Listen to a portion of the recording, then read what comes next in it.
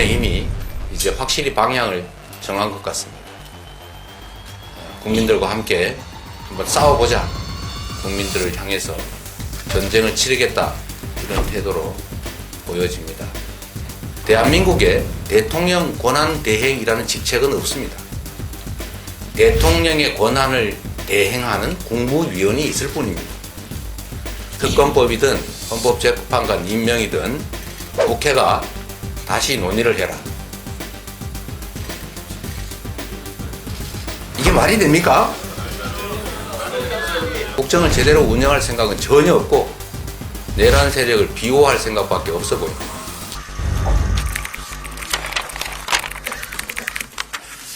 의원총회에서는 가급적 얘기를 좀 안 하려고 했는데 오늘은 좀 해야 될 것 같습니다. 먼저 최근에 그 조사 결과에 의하면 원래 국회가 국가기관 중에 신뢰도가 꼴찌를 계속해 왔는데 보통 10%대로 이번에는 한 2배 이상 늘어서 상위권에 포진했다고 합니다. 원래 18%였던 것이 이제는 41%가 신뢰하는 상위급 국가기관이 됐다고 합니다.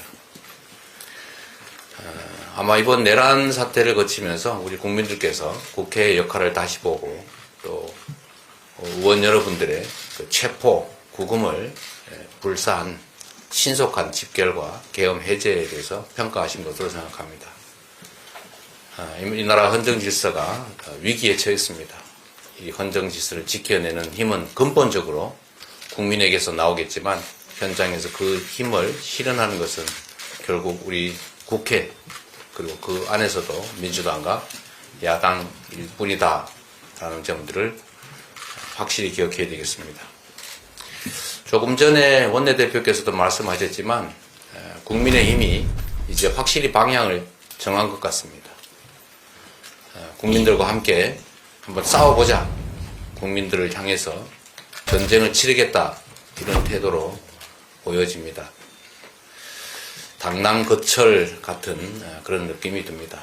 역사의 거대한 수레바퀴를 거역하면서 그 알량한 힘을 믿고 한번 버텨보겠다는 것이지만 비록 우여곡절을 겪게 되는 한이 있더라도 그 역사의 흐름은 결코 막을 수 없을 것이라는 점들을 결국은 깨닫게 될 것입니다.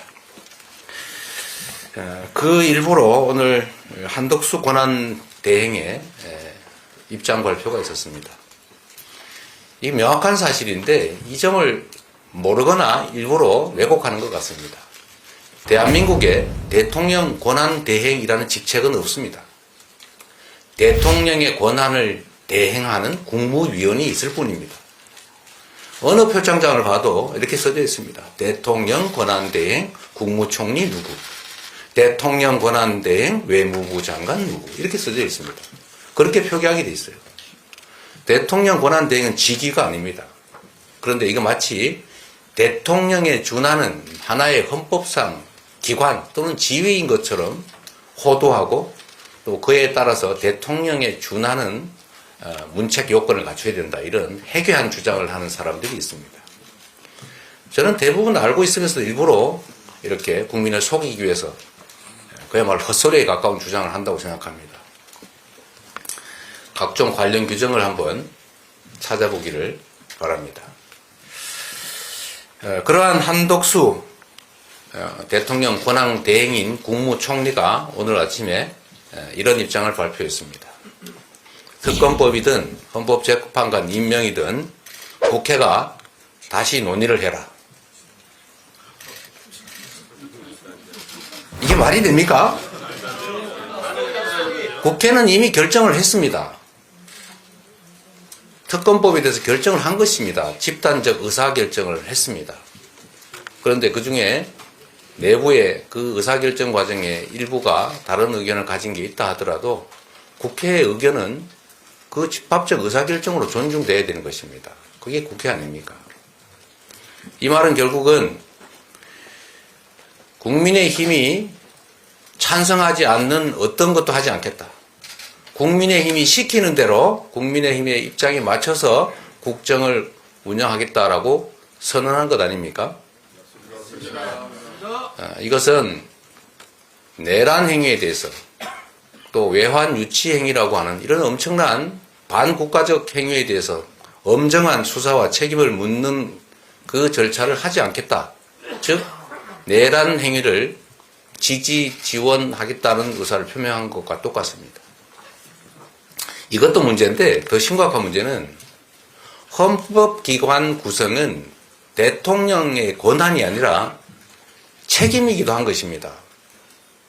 마음에 안 들면 대법원이든 국회가 추천하든 임명 안 하는 것이 그게 바로 전제군주 아닙니까?